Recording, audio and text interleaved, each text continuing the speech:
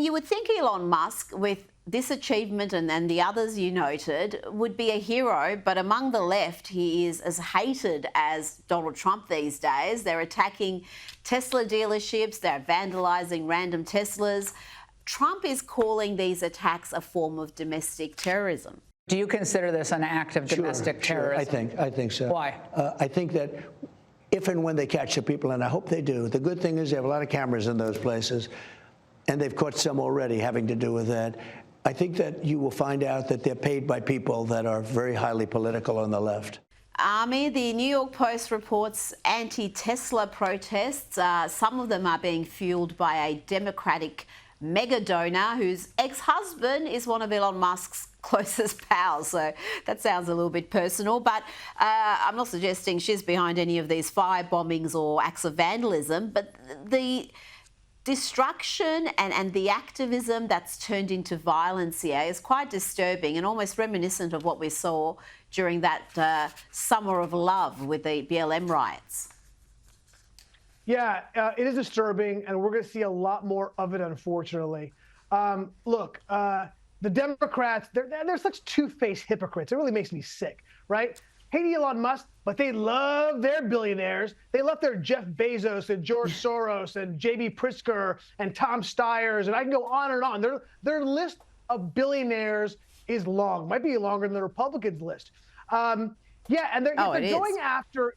Yeah, and they're going after Elon Musk. Look, the president used that term domestic terrorism very specifically, right? Because while there's no actual federal crime for domestic terrorism, 33 out of the 50 states, in fact, do have it listed as a certain crime. And what you're going to find is you're going to get a hefty sentence if you're convicted under that for the same, essentially the same offense. You're burning a car, just on the street. Normally, you might get a few months in prison. Burn a car because you're trying to make a political statement and scare people and create terror in your community, you might get 10 years to life. So they're using that very specifically, and I'm all for it. And I think, the BLM riots, those are all, and frankly, even on the right, I want to see all. If you're committing acts of terror, I don't care if you're from a jihadist in the Middle East or you're in the United States, you will pay the price, and I expect that to happen to these people. Now, Gavin Newsom has ambitions to be president, but the California governor's reckless economic mismanagement is causing more problems for his home state. He's now asking for an additional $2.8 billion because California's health system has been overwhelmed by illegal immigrants. Ami, how can he have his hand out for more funding when this problem is entirely self-inflicted? Yeah, it's unbelievable. Look, why the Democrats want to spend money, look, ultimately what they're looking to create a class of people dependent on the government who will be an underclass who will always vote Democratic. It's political power, pure and simple. It's disgusting, okay?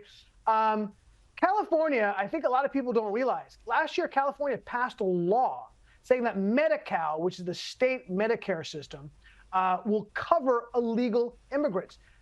This is costing the California taxpayer $10 billion extra a year, right? What's a billion here and a billion there between friends, right? Soon enough, we'll talk about real money. And the dirty secret, by the way, is this not only costing California taxpayers, it's actually costing federal taxpayers because of this loophole in federal reimbursement for Medi-Cal. So good luck, by the way, continuing to try to pass this burden off to the federal taxpayer with Donald Trump in office and the Republicans controlling the House and the Senate.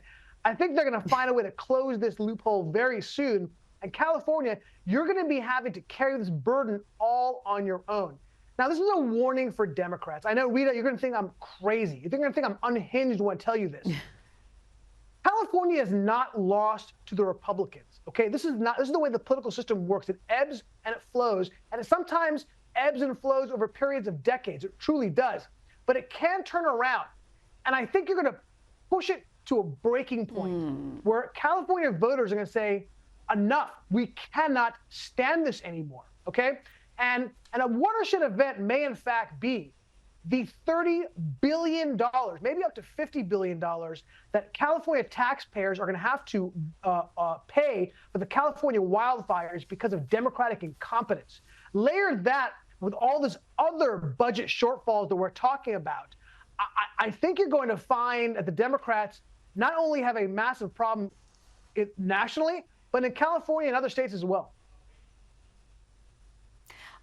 You're either a genius who's picking up a trend before anybody else, or I'm going to say you're crazy, because California is lost in my mind. It's a one-party state. It's the former, Rita. The former. Well, it's the demographic changes there have been stark, and I do wonder whether it could ever be a Republican state again, given how the demographics have changed. But you know what? We'll wait and see. And if you've called it, I will acknowledge your brilliance. Just on Gavin Newsom quickly, who is the next leader of the Democrats? They seem to be completely rudderless now. There's suggestions that AOC is a potential leader. I mean, that would be mad, but you've got political pundits even saying that. You seem to have the most extreme, loudest voices who are setting the agenda right now. Who do you see as the next leader who could be a likely presidential candidate for them? Look, they just actually recently did a poll surveying Democrats on who they support for the next leader. And you said AOC. I know you said that kind of almost tongue-in-cheek, but Rita, she's the leader in the clubhouse right now. She had the largest percentage share of vote. Let's not forget, by the way, Rita, how crazy the Democrats are. Yeah, Biden won the nomination and became president ultimately, but he was losing to Bernie Sanders. He was going to lose to Bernie Sanders. He only won because a single congressperson, influential in South Carolina, decided to back him publicly, and that changed the tide for Biden. Otherwise, we would have had Comrade Bernie as the head of the Democratic Party. So it's not so crazy to think these crazy leftists are going to take over the Democratic Party. They've already won the theology of the party, no question about that. So why shouldn't they have political power as well?